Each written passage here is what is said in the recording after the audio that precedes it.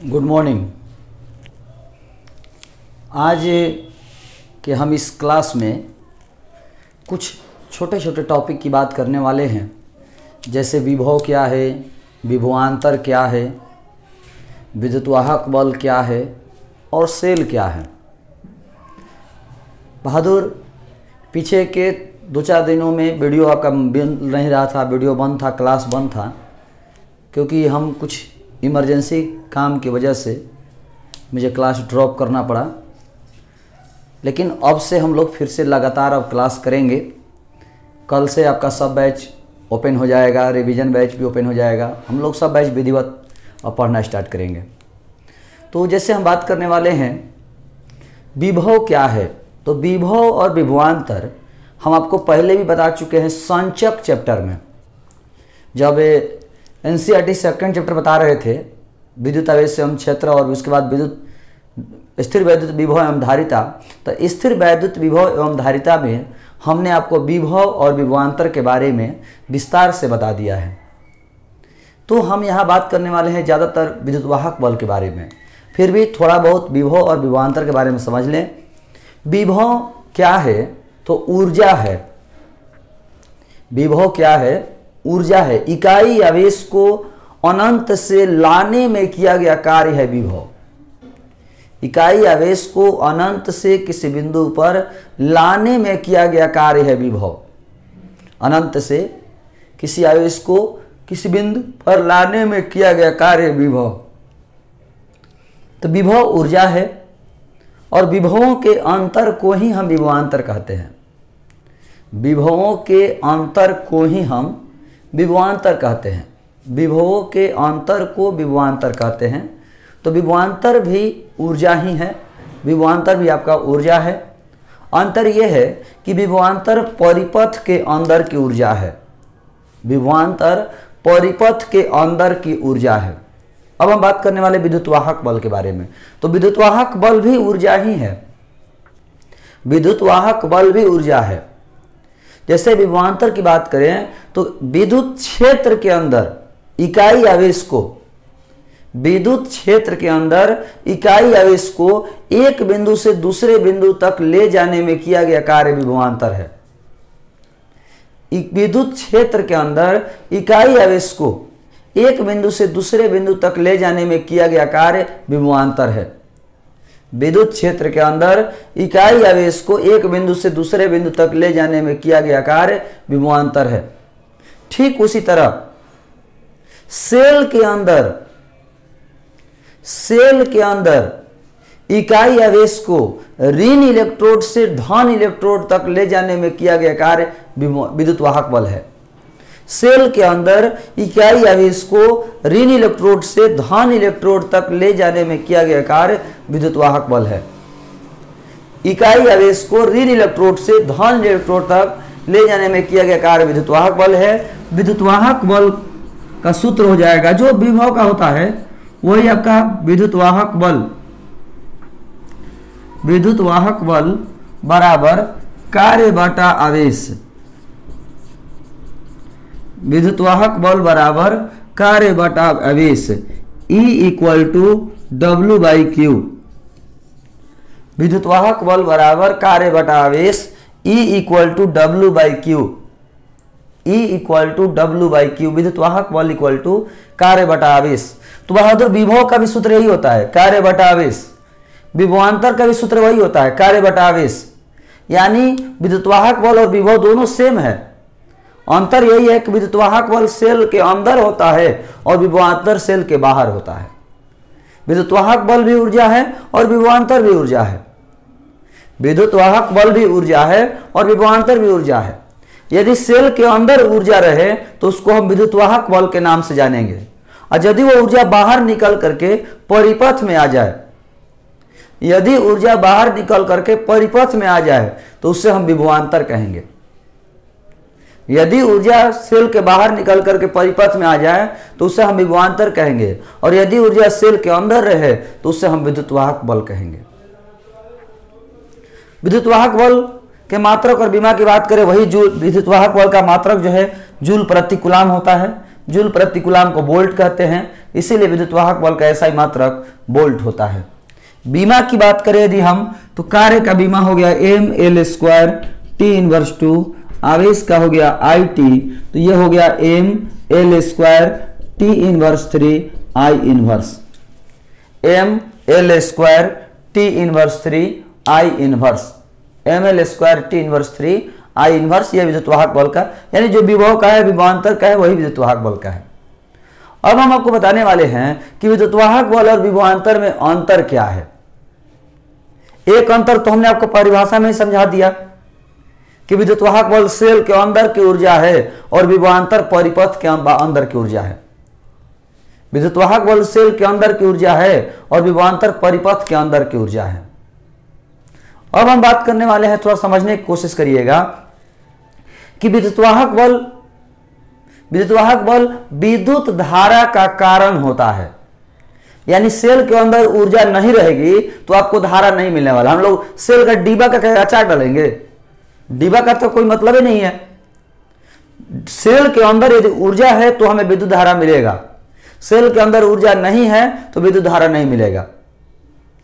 Cell के अंदर ऊर्जा है तो विद्युत धारा मिलेगा, सेल के अंदर ऊर्जा नहीं है तो विद्युत धारा नहीं मिलेगा। सेल के अंदर ऊर्जा है तो विद्युत धारा मिलेगा, सेल के अंदर ऊर्जा नहीं है तो विद्युत धारा नहीं मिलेगा। विभवांतर की यदि हम बात करें, तो बहादुर विभवांतर विद्युत धारा का प्रभाव होता है। यानी परिपथ में धारा बह रही है, यह आपको कैसे पता चलता है? तो जब करंट मारता है, जब पंखा चलता है, तब हम लोग कहते हैं कि हाँ विद्युत धारा बह रहा है। और पंखा जो चलता है, जो करंट मारता है, वो वोल्टेज की वजह से मारता है। वोल्टेज ना रहे, वोल्टेज जीरो, सुने नहीं है आप, पंखा धीरे धीरे चल रहा है मतलब वोल्टेज कम है, पंखा तेज चल रहा है मतलब वोल्टेज ज्यादा है। आप कभी कभी सुने होंगे कि हमारा के छुआ तो 440 वोल्ट के झटका लागी, हमारा के छुआ तो 440 वोल्ट के झटका लागी। इसका मतलब क्या भाई? इसका मतलब यह हुआ कि जो झटका लगता है वो वोल्टेज की वजह से लगता है। तो झटका लगेगा तो ही ना हम कहेंगे कि करंट बह रहा है। झटका नहीं मारेगा तो मानने को तैयार नहीं है कि करंट बह रहा है। पंखा नहीं चलेगा तो कोई मानने को तैयार है कि उसमें धारा बह रहा है, कोई नहीं मानेगा। यानी विद्युत धारा का जो प्रभाव है वो वोल्टेज के रूप में दिखाई देता है, और विद्युत वाहक बल की वजह से ही धारा निकलती है। सेल के अंदर विद्युत वाहक बल ना रहे तो परिपथ में धारा निकलेगी नहीं। बैटरी यदि चार्ज ना हो तो परिपथ में धारा नहीं निकलेगी। तो दो अंतर, पहला विद्युत वाहक बल सेल के अंदर की ऊर्जा है, विभवांतर परिपथ के अंदर की ऊर्जा है। विद्युत वाहक बल विद्युत धारा का कारण है, विद्युत वाहक बल विद्युत धारा का कारण है, जबकि विभवांतर विद्युत धारा का प्रभाव है। विभवांतर विद्युत धारा का प्रभाव है। तीसरा आप लोग समझने की कोशिश करेंगे, जब हम सेल से धारा नहीं लेंगे तो ऊर्जा तो सेल के अंदर ही रहेगा। यदि हम सेल से धारा न लें तो ऊर्जा तो सेल के अंदर ही रहेगा। तो सेल के अंदर ऊर्जा रहेगा मतलब विद्युत वाहक बल के रूप में रहेगा। यदि हम सेल से धारा न लें तो ऊर्जा सेल के अंदर ही रहेगा। यदि हम ऊर्जा ना ले, विद्युत धारा न ले बाहर, तो ऊर्जा तो सेल के अंदर रहेगा मतलब विद्युत वाहक बल के रूप में रहेगा। विद्युत धारा नहीं लेंगे तो ऊर्जा विद्युत वाहक बल के रूप में रहेगा। और यदि हम विद्युत धारा लेने लगे तो ऊर्जा निकल के बाहर आ जाएगा, परिपथ में आ जाएगा। धारा लेने लगे तो ऊर्जा निकल के परिपथ में आ जाएगा, और धारा नहीं ले तो ऊर्जा विद्युत वाहक बल के रूप में रहेगा। यानी कुल मिलाकर के यदि सेल से धारा ली जाती है, यदि सेल से धारा ली जाती है तो विभवांतर होगा, और सेल से धारा नहीं लेंगे तो विद्युत वाहक बल होगा। अब हम आपको एक टर्म समझाने की कोशिश कर रहे हैं, थोड़ा सा ध्यान दीजिएगा। एक टर्म है आंतरिक प्रतिरोध। आंतरिक प्रतिरोध सब में होता है, चाहे वो कोई भी यंत्र क्यों ना हो, आंतरिक प्रतिरोध सब में होता है। सब में आंतरिक मतलब इंटरनल रुकावट, इंटरनल प्रतिरोध है। जब हम सेल को धारा देंगे तो भी वो रुकावट हमको, जो आंतरिक प्रतिरोध है, वो हमें बाधा डालेगा। और सेल से धारा लेंगे तो भी वो बाधा डालेगा, बाधा वो हर केस में डालेगा। यानी यदि हम 10 जूल ऊर्जा अपने पास रखे हैं 10 जूल ऊर्जा अपने पास रखे हैं और सेल को हम देना चाहते हैं तो सेल को 10 जूल नहीं मिलेगा, 8 जूल मिलेगा। जब देंगे तो 8 जूल मिलेगा। क्यों? क्योंकि आंतरिक प्रतिरोध के विरुद्ध हमारा कुछ खर्चा हो गया। जब हम देना शुरू करते हैं तो हमारे पास 10 जूल है, लेकिन जब हम देंगे तो 8 जूल उसके पास जा पाएगा, क्योंकि आंतरिक प्रतिरोध में कुछ खर्चा हो गया। वो रुकावट डालता है ना, तो रुकावट में कुछ प्रॉब्लम हो गई। अब बात करते हैं कि सर हम लेंगे तब, तो सेल में यदि हमारा मान लीजिए 10 जूल है, सेल के अंदर 10 जूल है, और यदि हम लेना चाहते हैं तो हमको जब लेंगे जब, तो बहादुर फिर से हमको 10 नहीं मिलेगा, 8 मिलेगा, क्योंकि फिर वो आंतरिक प्रतिरोध बाधा डालेगा। आंतरिक प्रतिरोध हर केस में बाधा डालेगा। जब हम सेल को धारा देंगे तो रुकावट डालेगा और हमारा पूरा का पूरा उसको नहीं जा पाएगा। जब हम सेल से लेंगे तो सेल में जितना है वो सब का सब नहीं मिलेगा, कुछ आंतरिक प्रतिरोध के विरुद्ध, आंतरिक प्रतिरोध के कारण खर्चा हो जाएगा। आंतरिक प्रतिरोध के कारण कुछ खर्चा हो जाएगा। अब हम लोग यहां समझने की कोशिश करते हैं बहादुर कि जब सेल को धारा देते हैं तो वोल्टेज ज्यादा होता है और विद्युत वाहक बल कम होता है। जब सेल को धारा दिया जाता है तो वोल्टेज ज्यादा होता है और विद्युत वाहक बल कम होता है। और जब सेल से धारा लिया जाता है, यदि सेल से धारा लिया जाता है तो लेंगे जब, तो विद्युत वाहक बल ज्यादा होगा और वोल्टेज कम होगा। ये याद रखिएगा। ये अंतर क्यों आ जाता है? तो आंतरिक प्रतिरोध के कारण। यदि आंतरिक प्रतिरोध ना होता, यदि आंतरिक प्रतिरोध ना होता तो जितना हम विद्युत वाहक बल देते, जितना विद्युत वाहक बल होता उतना टोटल हमको मिल जाता, या जितना हम देते वो टोटल उसको पास चला जाता। याद रखिएगा। यदि आंतरिक प्रतिरोध ना होता, यदि आंतरिक प्रतिरोध ना होता तो जितना हम देते वो सब चला जाता और जितना हम लेते वो सब मिल जाता। ये रहा आपका विद्युत वाहक बल और विभवांतर में अंतर। और हम बात करने वाले हैं यहां सेल के बारे में। सेल क्या है? अच्छा, एक पॉइंट थोड़ा समझ लीजिएगा। नया सेल जो होता है ना, नया सेल, तो नया सेल का आंतरिक प्रतिरोध बहुत कम होता है और पुराना सेल का आंतरिक प्रतिरोध बहुत ज्यादा होता है, बहुत ज्यादा। नया सेल का आंतरिक प्रतिरोध बहुत कम होता है और पुराना सेल का आंतरिक प्रतिरोध बहुत ज्यादा होता है। आप सुने होंगे कि बैटरी पुरान हो गई बा और टिकत नहीं खे, चलत नहीं खे। हम लोग सुनते हैं, बोलते हैं हम लोग आसपास में कि बैटरी पुरान हो गई बा, नहीं खे चलत। इसका थोड़ा सा मतलब समझ लेते हैं। जैसे नया सेल हो या माने पुराना सेल हो, मान लीजिए नया सेल है, तो नया सेल में मान लीजिए 100 जूल ऊर्जा है और ये पुराना सेल है, इसमें भी 100 जूल ऊर्जा है। बहादुर, बात को समझिएगा। नया सेल में भी 100 जूल है और पुराना सेल में भी 100 जूल है, लेकिन चूंकि इसमें आंतरिक प्रतिरोध कम है तो हमें जो है 98 जूल ऊर्जा मिल जाता है। आंतरिक प्रतिरोध में 2 जूल खर्चा हुआ। क्यों? क्योंकि इसका आंतरिक प्रतिरोध बहुत कम है, तो 100 में से 98 हमको मिल गया, 2 जूल खर्चा हुआ। 100 जूल था, 100 जूल में से 2 जूल खर्चा हुआ, 98 जूल हमको मिल गया। नया सेल है तो। लेकिन जब पुराना सेल है तो आंतरिक प्रतिरोध बहुत ज्यादा हो जाता है, तो 90 जूल तो मेरा आंतरिक प्रतिरोध में ही खर्चा हो गया। इतनी रुकावट ज्यादा है कि 90 जूल मेरा आंतरिक प्रतिरोध के विरुद्ध खर्चा हुआ और हमको मिला कितना? 10 जूल। इसलिए हम लोग कहते हैं कि बैटरी पुरान हो गई बा, अब नइखे टिकत। बैटरी के पुराना हो जाने का मतलब ही होता है आंतरिक प्रतिरोध का ज्यादा हो जाना। यदि आंतरिक प्रतिरोध बहुत ज्यादा हो जाता है, बहुत ज्यादा, तो पता चलेगा कि जितना हम चार्ज भी करेंगे ना तो हमको एक भी आउटपुट नहीं मिलेगा। आंतरिक प्रतिरोध में ही सब खर्चा हो जाता है। जैसे जैसे सेल पुराना हो जाता है, आंतरिक प्रतिरोध का मान बढ़ता जाता है और रुकावट बहुत ज्यादा कर देता है। सेल के पास रहता तो 100 जूल है, लेकिन ये हमको अब दे नहीं पाता, उतना हमको बहुत कम दे पाता है। तो याद रखिएगा, नए सेल का आंतरिक प्रतिरोध बहुत कम होता है और पुराने सेल का आंतरिक प्रतिरोध बहुत ज़्यादा होता है। और यदि आंतरिक प्रतिरोध ना होता, मान लीजिए होता ही नहीं, तो जितना हम देते उतना उसको मिल जाता, और जितना उसके पास होता उतना हमें मिल जाता, यानी विद्युत वाहक बल विभवांतर के बराबर हो जाता। अब हम बात करेंगे सेल क्या है। तो सेल बहादुर एक ऐसा यंत्र है जो किसी भी प्रकार की ऊर्जा को विद्युत ऊर्जा में बदल देता है।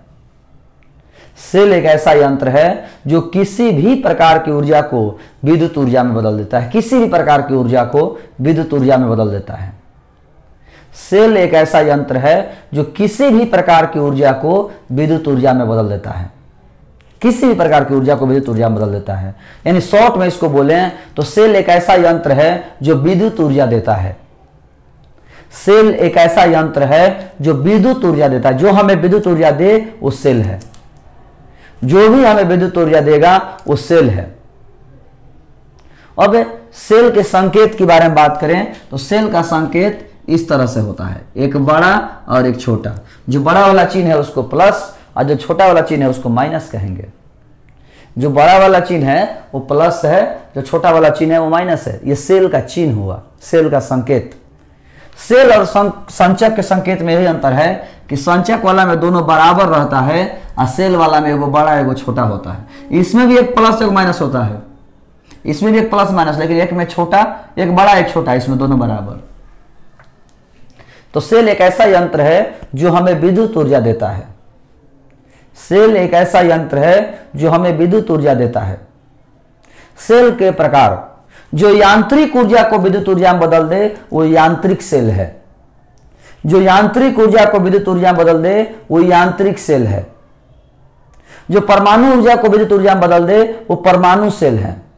जो रासायनिक ऊर्जा को विद्युत ऊर्जा में बदल दे रासायनिक सेल है। जो सौर ऊर्जा को विद्युत ऊर्जा में बदल दे वो सौर सेल है। जो फोटो ऊर्जा को विद्युत ऊर्जा में बदल दे वो फोटो सेल है। कितना आसान हो गया। जो यांत्रिक ऊर्जा को विद्युत ऊर्जा में बदलेगा यांत्रिक सेल। जो परमाणु ऊर्जा को विद्युत ऊर्जा में बदलेगा परमाणु सेल। जो रासायनिक ऊर्जा को विद्युत ऊर्जा में बदलेगा रासायनिक सेल। सौर ऊर्जा को विद्युत ऊर्जा में बदलेगा सौर सेल, और फोटो ऊर्जा को विद्युत ऊर्जा में बदलेगा तो फोटो सेल। अब सबके प्रकार के बारे में समझ लीजिए। यांत्रिक सेल का प्रकार होता है यांत्रिक सेल का जो एग्जाम्पल है वो है जनरेटर और डायनेमो। सौर ऊर्जा का, सौर सेल का तो सोलर प्लेट। परमाणु सेल का साइक्लोट्रॉन, मेगाट्रॉन, विभाट्रॉन। साइक्लोट्रॉन परमाणु सेल का नाभिकीय रिएक्टर बहादुर। रासायनिक सेल गैल्वेनिक सेल, जो केमिस्ट्री पढ़ते होंगे, वोल्टाइक सेल, शुष्क सेल, ये सब। तो सेल है क्या, जो विद्युत ऊर्जा दे वो सेल है। चाहे वो कोई भी चीज, आप भी यदि विद्युत ऊर्जा देना शुरू कर देते हैं तो आप भी सेल हैं। जो विद्युत ऊर्जा दे वो सेल है। तो जो यांत्रिक ऊर्जा को विद्युत ऊर्जा में बदले यांत्रिक सेल, सौर ऊर्जा को विद्युत ऊर्जा में बदले सौर सेल, प्रकाश ऊर्जा को विद्युत ऊर्जा में बदले फोटो सेल, परमाणु ऊर्जा को विद्युत ऊर्जा में बदले परमाणु सेल, रासायनिक ऊर्जा को विद्युत ऊर्जा में बदले रासायनिक सेल। सबके एग्जाम्पल जरूर याद रखिएगा, एग्जाम्पल हमेशा पूछा जाता है, खास करके यांत्रिक सेल का एग्जाम्पल हमेशा पूछा जाता है। जनरेटर क्या है, तो जो यांत्रिक ऊर्जा को विद्युत ऊर्जा बदले वो यांत्रिक सेल है, जनरेटर है। इस प्रकार हमारा सेल का प्रकार समाप्त हुआ। तो अभी तक हमने आपको बताया विभव, विभवांतर, विद्युतवाहक बल, विद्युतवाहक बल और विभवांतर में अंतर, और इसके बाद सेल, सेल के प्रकार। हम लोग ध्यान देते हैं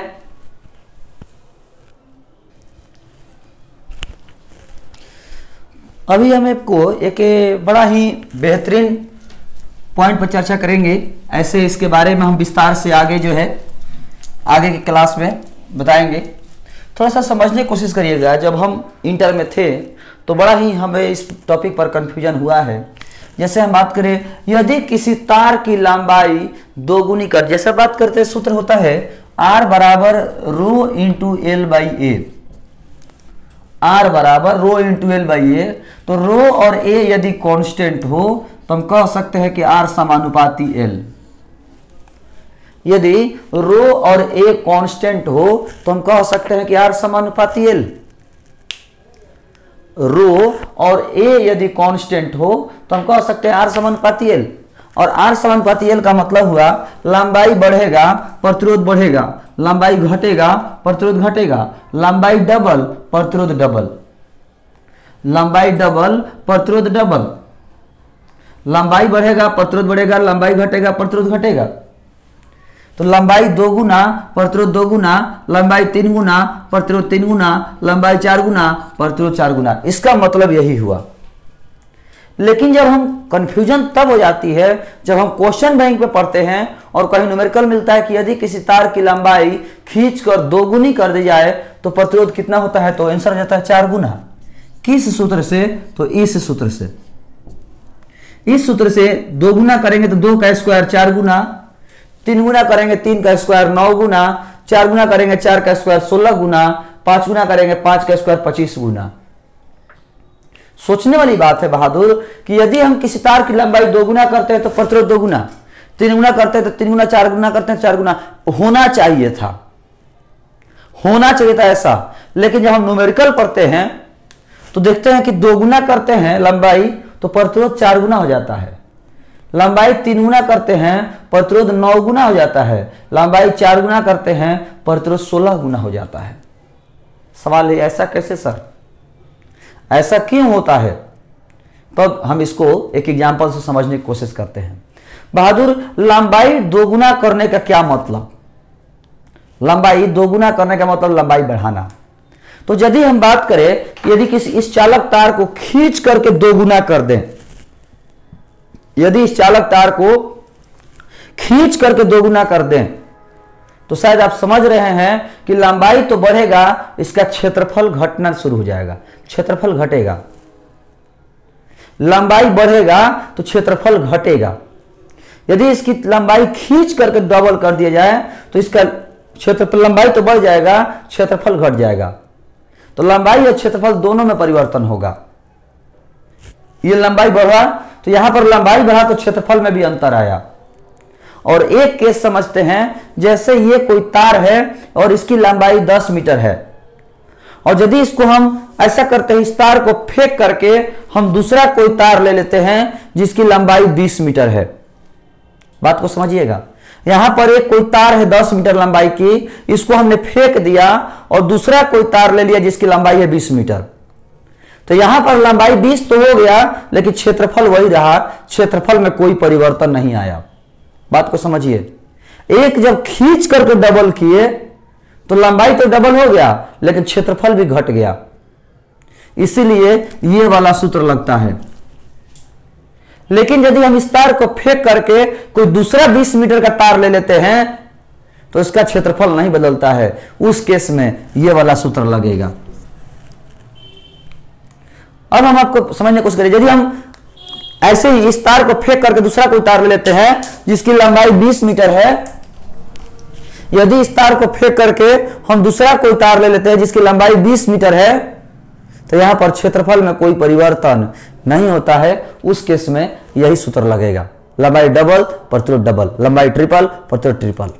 लेकिन जब खींच के डबल करेंगे तो क्षेत्रफल में भी परिवर्तन होता है, उस केस में ये वाला सूत्र लगेगा। लेकिन जब सवाल है कि सर ये सूत्र आया कहां से, तो नेक्स्ट क्लास में हम आपको ये बताएंगे कि लंबाई खींच करके डबल कर दिया जाए तो प्रतिरोध किस तरह से निकलेगा, यदि त्रिज्या आधी कर दी जाए या डबल कर दी जाए तो किस तरह से निकलेगा। इस तरह से बहुत सारे केस हैं, हम अगले वीडियो में बताएंगे। आज की इस क्लास में इतना ही, धन्यवाद।